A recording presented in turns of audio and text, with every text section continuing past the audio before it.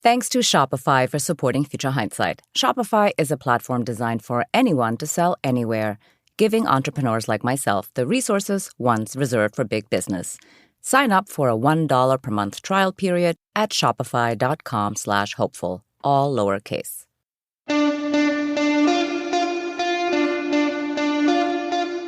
Welcome to Future Hindsight, a podcast that takes big ideas about civic life and democracy and turns them into action items for you and me.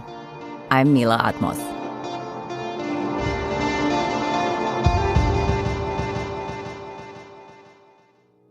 This week, we're tackling one of our society's trickiest, and I would argue most shameful, challenges: homelessness.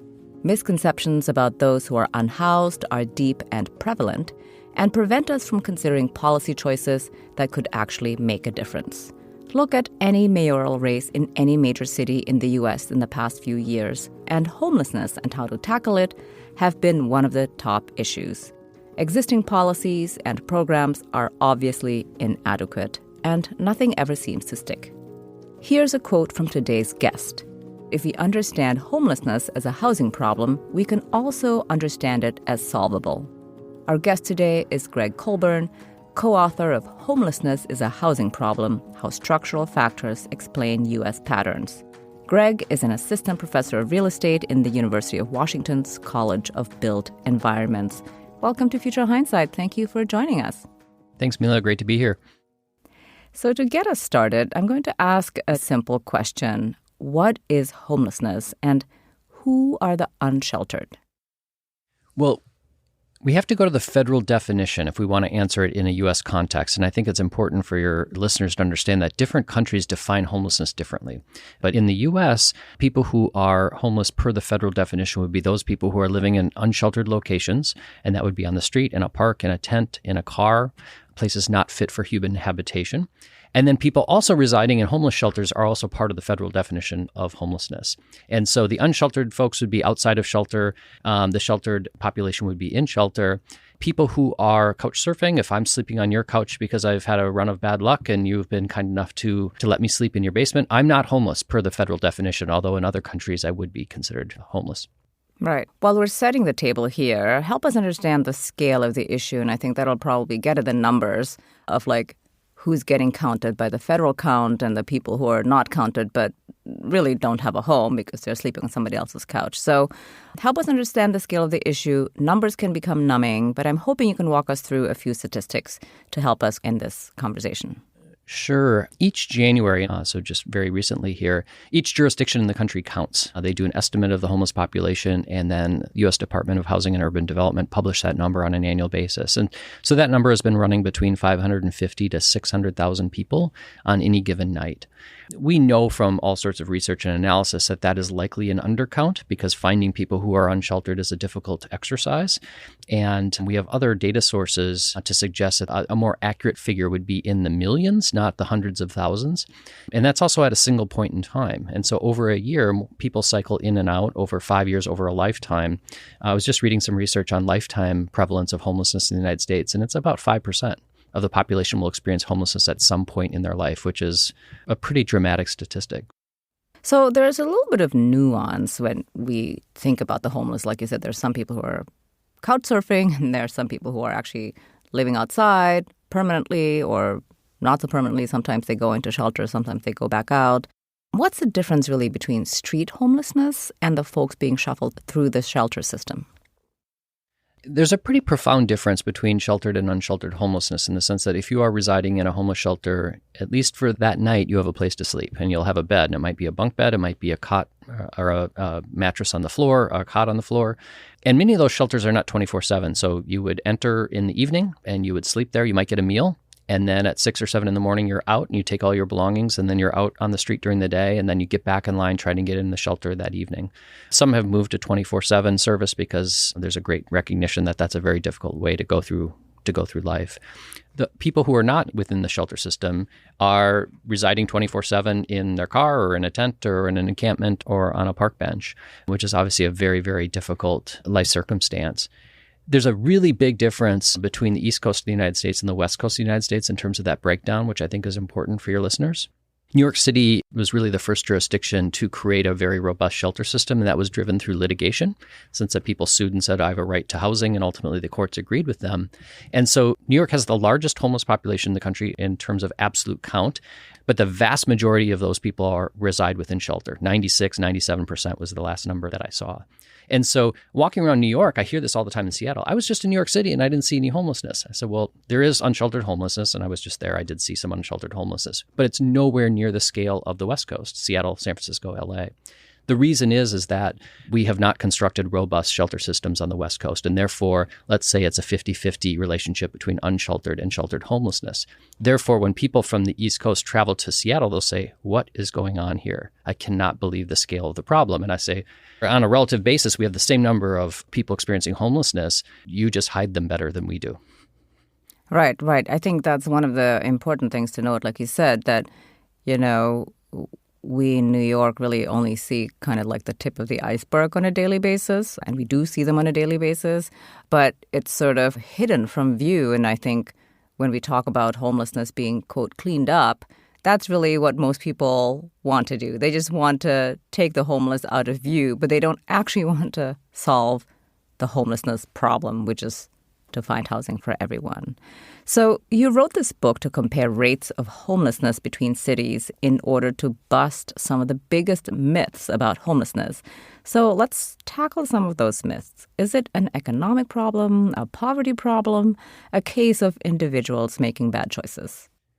Yeah, so if you were just walk down the street and ask people, what causes homelessness, the three most likely answers you would get would be poverty. And that's intuitive. Obviously, if you don't have money, you're far more likely to experience homelessness, drug abuse, and mental illness. And we certainly, if you were to, come visit us here in Seattle, you would see lots of people with behavioral health disorders on the streets. And so those experiences obviously cause us to reach these conclusions. And we know from research that those conditions do increase the risk of an individual experiencing homelessness. So poverty does cause homelessness. Drug use does cause homelessness. Mental illness causes homelessness, or as a risk factor might be a better way to put that.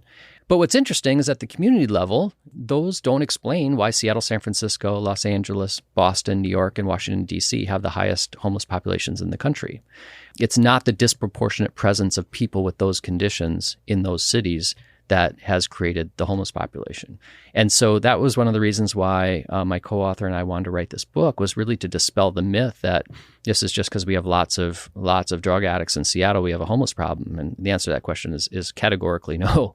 There are drug users, there are people experiencing mental illness in every jurisdiction, in every city in the country. The consequences of those conditions are different in different places. And to get to the punchline, when housing costs are high, it creates very little margin for error, and people who are vulnerable in some way, shape, or form slip through the cracks, and that produces huge homeless counts in these coastal cities.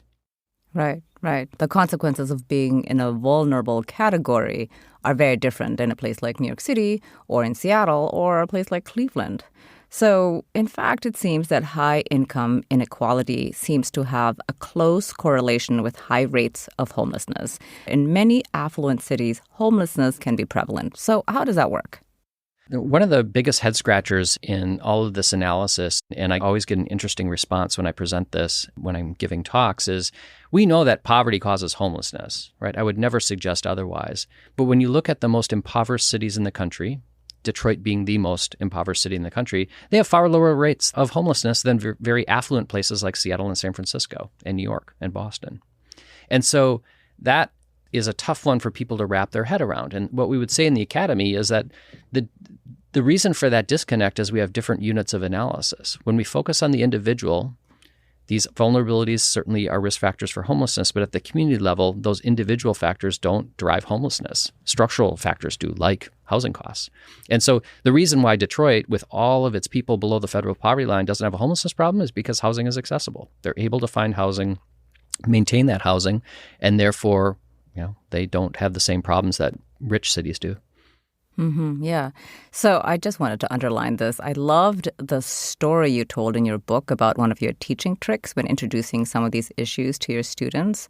And it involves the real estate website Zillow. Tell us that story. Yes, I'm actually teaching the course that I referenced in the book right now in the winter quarter, and it's an urban economics class. The purpose of the class is really to help students understand why cities exist and why some are big and why some are small and why land is more expensive in Manhattan than it is in Topeka, Kansas, and all those types of issues. And so when we start to talk about housing markets, it's interesting with undergrads because they've never been really out in the housing market. They don't really have a sense. And so I'll say, well, according to Zillow, the average price for a home in Seattle is $780,000. And they say, wow, that seems like a lot. And I said, yeah, it is. And I said, what do you think it is in Cleveland? And I pull up the same estimate to myself and I say, shout out your answers. And they'll say 200,000, 250,000, 150,000, 300,000. And I'll say, you're all wrong. You're way too high. And when I was writing this, it was, I think 2019, I think the answer was like $60,000.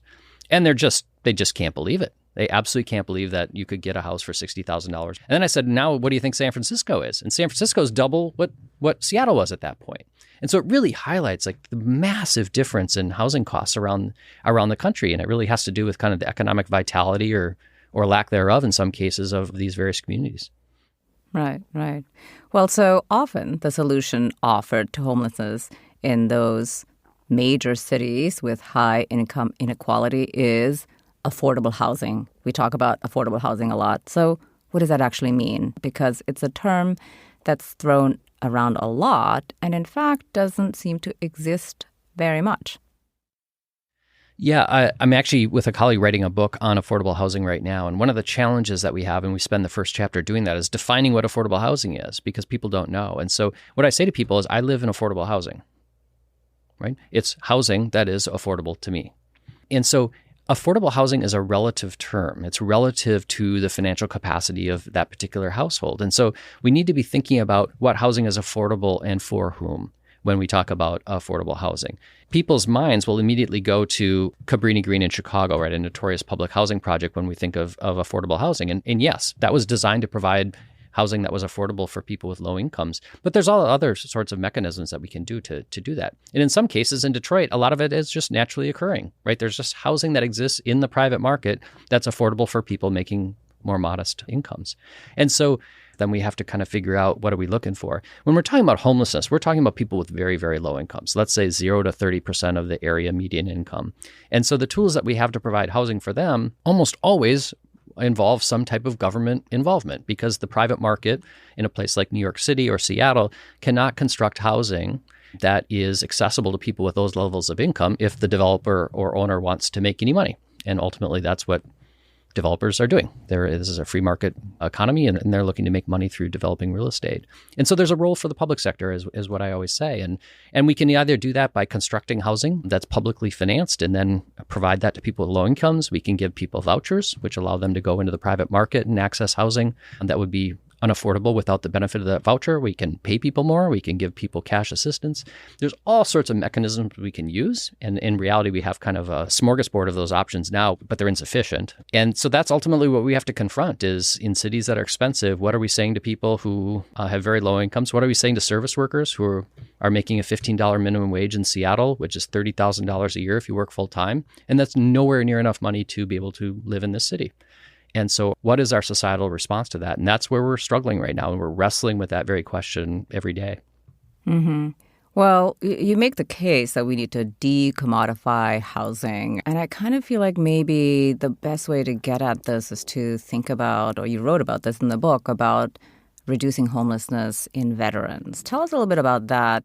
So one of the pushbacks I'll get is I'll give this talk and people will say, oh, you have these nice graphs from your book and it tells a tidy story, but how do you know that if you actually provide housing to people, it will end homelessness? That's a fair question.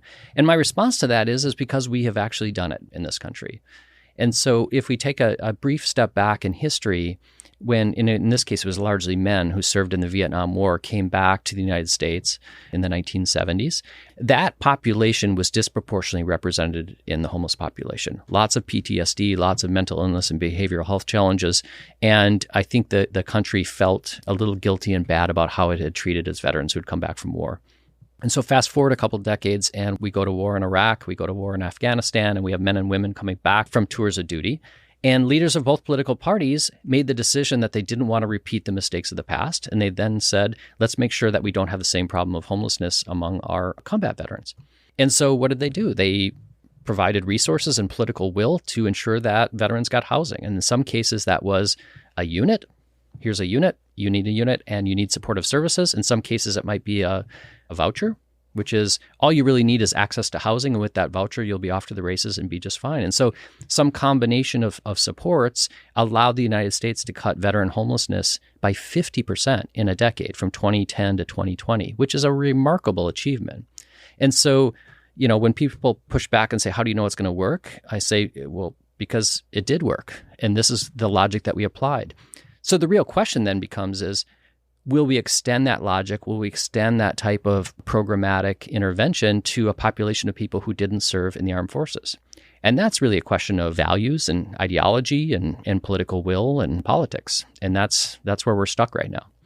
Mm-hmm. So, you argue, right, that we need to be thinking about housing differently. Instead of a solely private good, we should be decommodifying housing. And by that, I think you're saying that at least some of our housing needs to be taken out of the marketplace. So how would you achieve that? Yeah, so decommodification is a term that sometimes gets people nervous because it has its roots in the writings of Marx, who talked about the commodification of life, and that was one of his critiques of the capitalist system in the sense that people were really reliant on the private market for their existence. And so the notion of decommodification has been used by all sorts of scholars over the years to demonstrate that there are certain things that we can get outside of the market. So in the United States, our public education system is decommodified, right? My kids go to public school and they're allowed to do that because we live in the United States. And so it doesn't necessarily have to have these kind of scary images of the Soviet Union. It's just some things we deliver through the private market, some things we deliver through public mechanisms. And so when we get to housing, when you think about all the housing supports we have in the United States, still about 96% of housing is privately procured, which means that a relatively small segment of the population gets support when, in fact, we have 15% of the population experiencing poverty, right? So there's a whole bunch of people who are below the federal poverty line who get no support for housing from the United States. And so the argument about decommodification is just saying maybe that percentage should be a little higher in the sense that the government has its hands on a greater percentage of the housing stock such that people can, be able to access some of that housing as opposed to being reliant on the market for their really viability, in terms of being able to function in life. We are taking a break to thank our sponsor, and when we come back, we discuss building more housing, vouchers, and other solutions. But first, hear that? It's the sound to start selling on Shopify. Shopify is the commerce platform revolutionizing millions of businesses worldwide. Whether you're selling scented candles or fine art prints, Shopify simplifies selling online and in person so you can focus on successfully growing your business. Shopify covers every sales channel, from an in-person POS system to an all-in-one e-commerce platform. It even lets you sell across social media marketplaces like TikTok, Facebook, and Instagram.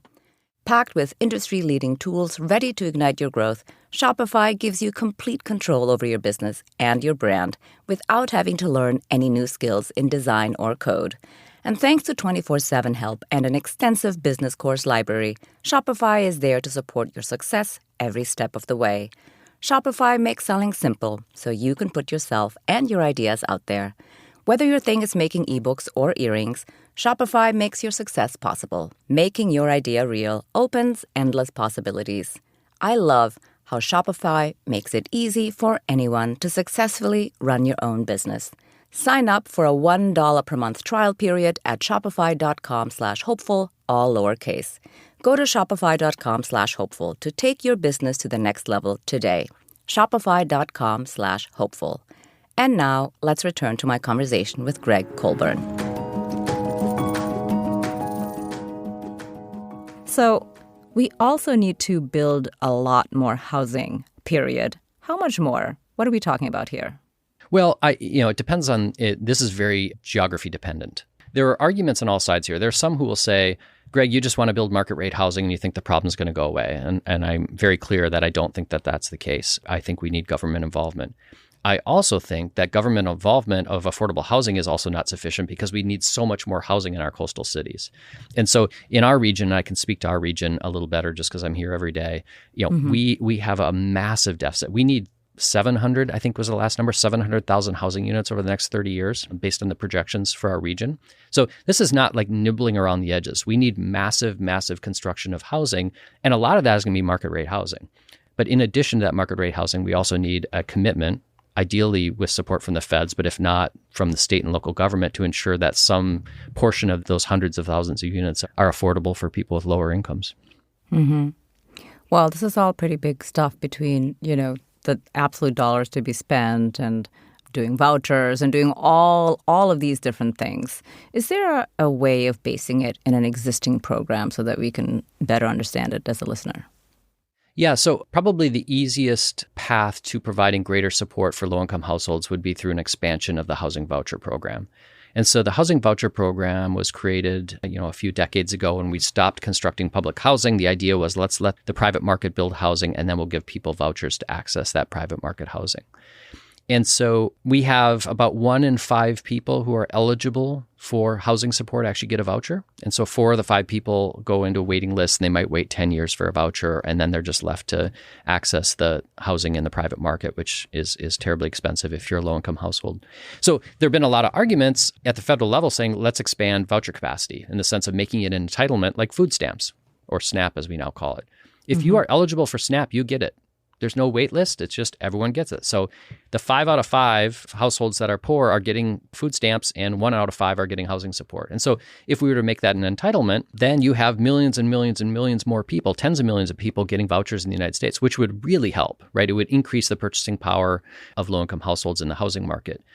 The challenge is that is not a silver bullet in a place like Seattle or San Francisco where housing is scarce, right? Because we need the housing capacity, the housing stock in order for people to use those vouchers. And we know that in cities like New York and San Francisco and Seattle, it's hard to use vouchers sometimes. People will return them unused because they can't find a unit. And so if I had a magic wand, what I tell people is I would expand voucher capacity at the federal level, and then I would make sure that jurisdictions like California and Washington and New York State are doing what they can to ensure that there's sufficient housing stock. If you combine those 2 actions, I think you can really put a dent in this problem.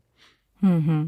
Well, I think we need to talk about zoning here. So maybe could you talk about sort of places that are difficult with having enough housing stock for a place, for example, like in Manhattan? There is no place to build, right? So, and also in LA, there are other problems with zoning. But I think when you talk about Seattle and LA, you talk specifically about single-family zoning. Can you talk about that a little bit and give a little bit more context? Sure. The way I describe the housing crisis on our coast is you have rapid population growth, which has been true for these cities because of their dynamic economies and, in many cases, natural beauty that draw people there, combined with a housing stock that is, to use an economic term, inelastic, which means as prices go up, we don't build enough housing.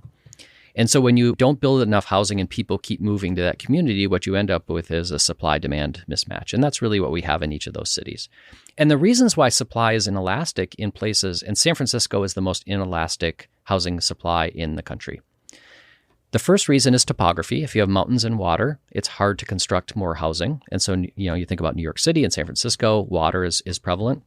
In Seattle, we have water and mountains. And so it's really hard to expand your housing stock compared to Topeka, Kansas, right, which is flat as a pancake and you can sprawl and much easier. So that would have a much more elastic housing supply. And then the second input into supply elasticity is the regulatory environment.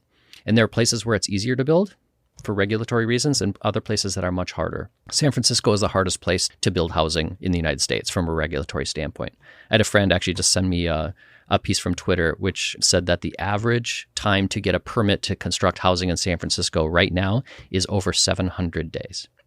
So they have a massive housing crisis, and it's taking them 2 years to permit a building to construct housing. That's a problem. Now, is regulation important? Absolutely. Like, I want my food, to be safe, right? And there are regulations around that. That's important. I want to make sure our housing is safe, that it's not crumbling. I want to make sure that we're being good stewards of the environment. All of that is important. But 2 years to construct housing in a place that has a massive housing crisis, I think most reasonable people can agree is not helpful. And one of the key inputs into that regulatory regime is land use. And, I always use the example, and I lived in New York when I was right out of undergrad. People defend single-family housing in places like Boston and San Francisco and Seattle. And I always say, tell me about the single-family zoning in Manhattan. And they're like, well, they don't have any, right? Like, if you propose single-family zoning at 88th and Broadway, where I lived, people would laugh at you. Yet in every other city in the country, it seems perfectly acceptable that you can live within, a 5-minute drive of the urban core and have a single-family home. And that's a complete outlier globally speaking. You go to Asia and you go to Europe. That's not the way people are living, right? I always say to people in Seattle, we're a global city now, like it or not. Amazon, Microsoft have made us a global city. Our built environment needs to start to look like a global city. And so our zoning, our land use, 75% of our residential parcels in Seattle are zoned single family right now. And we have had hundreds and hundreds of thousands of people move here over the last 5 and 10 years because of our tech boom. And we're jamming them all into 25% of these parcels. The math doesn't work. And so ultimately, to respond to the population growth demands in these cities, our land use has to change. And that means that kind of exclusive single family zoning isn't going to work. And it's going to change. And I always joke that it can change either gracefully or it can change kicking and screaming. And the evidence would suggest that it's going to be kind of a kicking and screaming process, but it's going to change because it has to. Right, right. Well, I want to circle back to where we began our conversation with folks in the shelter system and unsheltered folks.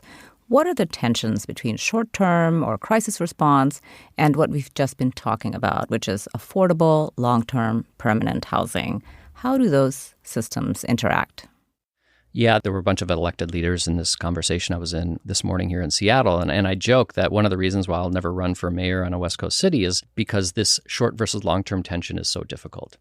And so, again, I talked about the East versus West Coast split in terms of response here. This is really important when we talk about kind of the immediate response here. So in Los Angeles, San Francisco, Portland, and Seattle, you have a massive unsheltered homeless population that is, in essence, kind of wreaking havoc on the city.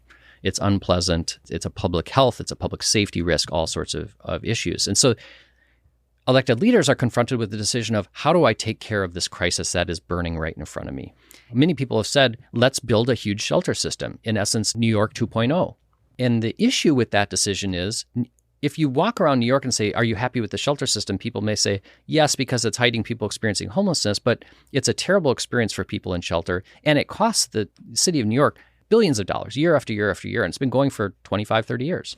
And so what I say to people in Seattle and San Francisco and LA is be careful what you ask for. Is that really what you want? Is kind of replicating the Boston, New York model on the West Coast? If the answer to that question is no, then you have the other issue of, well, the best response to this crisis is long-term in nature in terms of constructing housing. And if I'm going to be elected on a 2 or 4 year cycle and people are urinating on the street and shooting up drugs, I'm not going to get reelected. And so what do we do in the short term if we're not constructing emergency shelter while we're doing this kind of long-term solution? And that's why this is so terribly difficult. And I wish I had a better answer. The reality is we have to do both. There has to be a crisis response, but at the same time, we have to be building in the long run. And that takes political will and resources and all those things that at times seem to be in short supply. Mm-hmm, yeah, I mean, it's really a difficult problem. So to your point about New York, our approach to homelessness here feels really piecemeal. Try to get more shelter beds, add a few more affordable apartments to big development projects, send some outreach teams. And obviously, it's not really going to be enough. And one of the things that really struck me in your book is the scale of your ambition. You want to tackle public perceptions of homelessness. We've talked about that. You want to make sure there's enough funding for the needed programs and investments, and we've talked about that. And you want to apply an all-of-the-above systems approach to getting it done. And crucially, you say all three of these things need to happen in unison. And so I suppose I'm asking, sign me up for less piecemeal and a more comprehensive overhaul. But do you truly believe it's possible?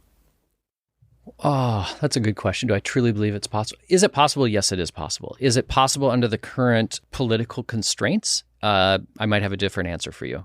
I will say there is an opportunity in crisis. And I would say that 5 years ago, there was no chance this was going to happen. I will tell you that the conversations in Seattle have changed dramatically in the last 5 years because of the scale of the crisis is what it is. And so while it's really unfortunate that we wait to have such a crisis that exacts a huge human toll before we act, it does get people's attention, not just elected leaders, but community members as well. And, housing and homelessness is the top 2 issues in the state of Washington right now. That has never been the case. It's been transportation, it's been, the economy, jobs, whatever. And so that focus allows us to think much bigger than we did previously.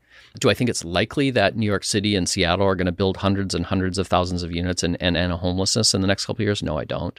But I do think that the scale that we're talking about could change. And that's going to be exciting to see. And, LA just passed $1 billion homelessness funding initiative a couple of years ago. And I was at UCLA this fall and people said, well, it's really unfortunate that didn't end the crisis. And I said, well, you've got a $50 billion problem and you put $1 billion towards it. And so is that $1 billion important? Absolutely. Did that $1 billion help people? It most certainly did, but it's nowhere near sufficient. And so that's where we end up in this conversation of how many zeros are we going to put on these investments that we need to make. And I think the likelihood of more zeros is much greater now than it was before because people are so frustrated with the crisis and they really see this having a material impact on the viability of some of these cities. Mm-hmm. Well, one of the things that you also mentioned in your book is that building houses hasn't become faster or cheaper in a way. Like technology didn't help housing. And so if we think about this as a comprehensive problem and we're doing all three things, we're changing people's hearts and minds. We understand the problem is, structural as opposed to personal. And we're investing both in shelter, but also in long term. And let's say we have all the money. We decide we're going to do this. How long do you think is it going to actually take if we're doing everything to tackle this problem? Well, I would say in cities like San Francisco and New York, this is a decades-long issue. Even with the resources and massive changes in land use and all that, it's going to take a while. But it doesn't need to be more than decades. I mean, this isn't a 100-year problem if we have all of that. I do think that the technology and the construction of housing is a really important issue in the sense that if we're going to build denser cities, which we have to. Manhattan is already dense, but Seattle, San Francisco, LA can become much more dense. We want to think about how we do that. How do we do that more efficiently? How do we do it more cost effectively? Right now, it's way too expensive to construct affordable housing. Way too expensive. $600,000, $700,000, $800,000 a unit. That just doesn't work. And so I think there's some promising technologies out there in terms of we don't need to just put up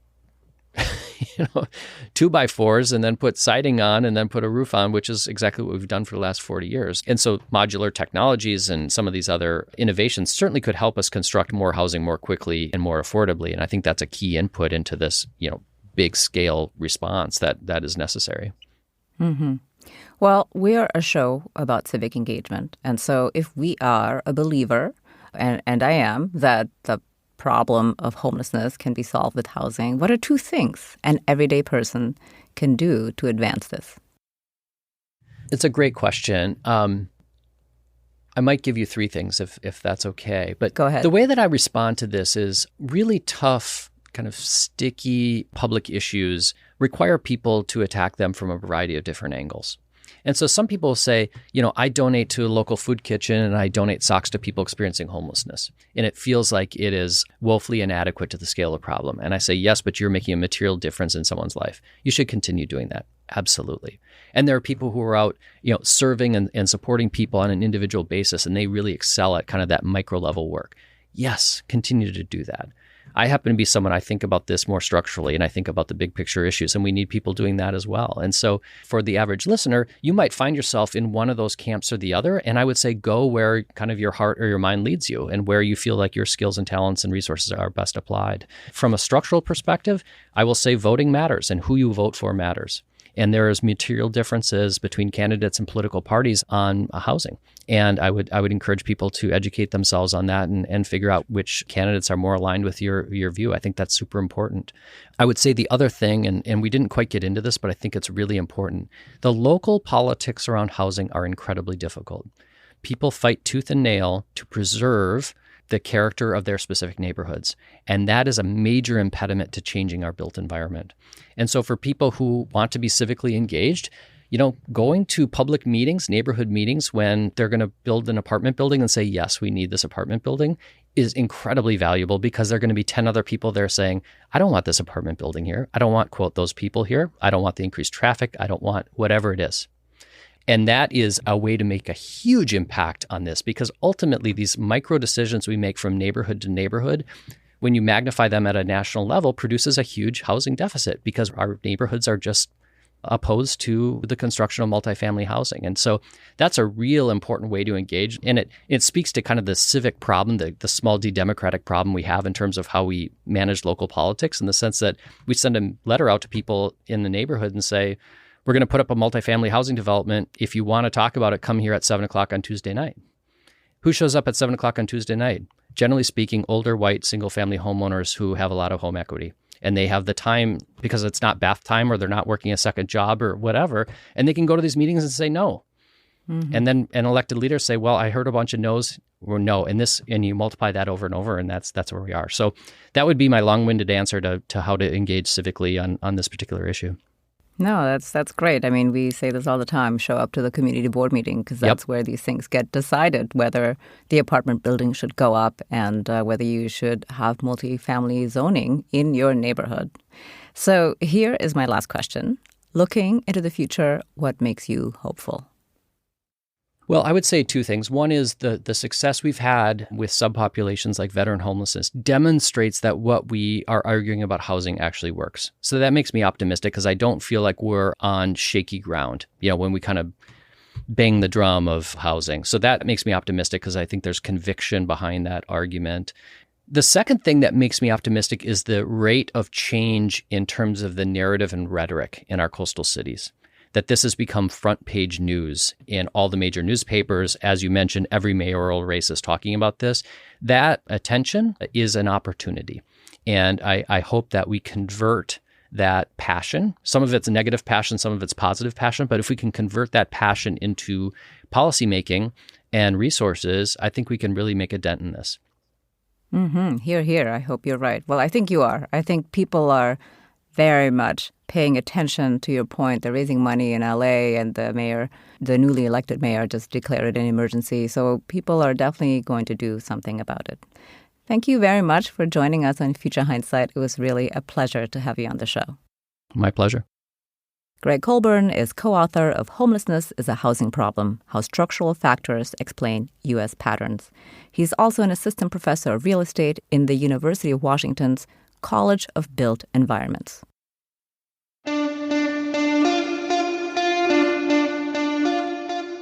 Next week on Future Hindsight, we're going to dig in deeper to the issues of housing and homelessness.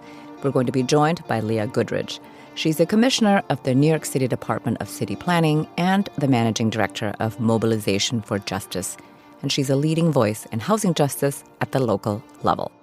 Being a tenants' rights attorney, to me, is like the equivalent of being an ER doctor and doing the triage. Like, you're literally seeing people come in and they're all facing eviction, and everything is an emergency because 1 minute you might miss one thing and then they get evicted. And, you're a lawyer and you have to, follow a whole process. We have legal rules. So it's all extremely traumatic, even for the attorney. That's next time on Future Hindsight. And before I go, first of all, thanks for listening. You must really like the show if you're still here. We have an ask of you. Could you rate us or leave a review on Apple Podcasts? It seems like a small thing, but it can make a huge difference for an independent show like ours.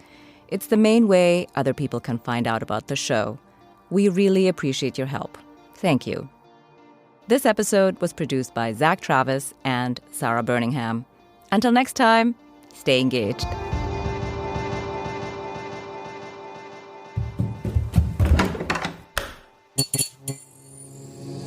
This podcast is part of the Democracy Group,